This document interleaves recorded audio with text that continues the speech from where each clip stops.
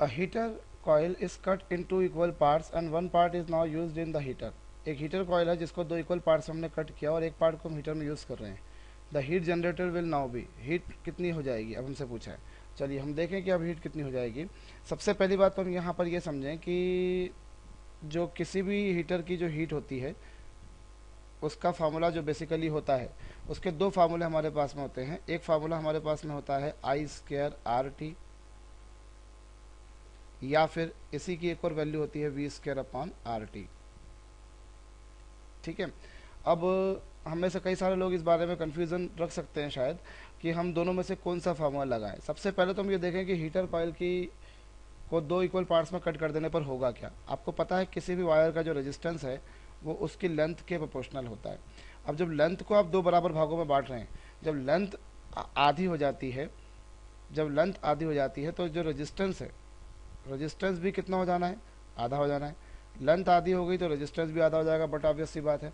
तो अब हमारे पास में क्या होगा, हम दोनों में से एक पार्ट यूज़ करेंगे. तो पहले अगर पावर का फार्मूला था आई स्क्वायर आर टी या फिर V square upon R T, तो सेकेंड टाइम जो फार्मूला हो जाएगा पी डैश मान लेते हैं चलिए 1 मिनट के लिए, तो वो कितना हो जाएगा आई स्क्वायर, और नया जो रेजिस्टेंस है वो हो जाएगा आर बाय 2t.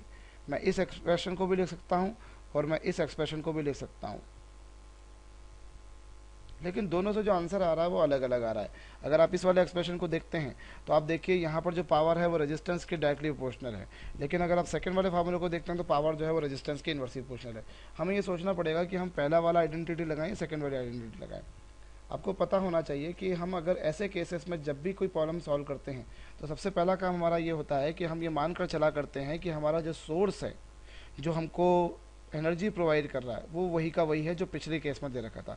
तो जब अगर सोर्स वही का वही रहेगा तो क्या चीज़ सेम रहेगी, सोर्स वही रहने पर क्या चीज़ सेम रहेगी, वोल्टेज सेम रहेगा, ना कि करंट सेम रहेगा. करंट जो है वो अपनी वैल्यू को चेंज करता रहता है according to the resistance connected to it.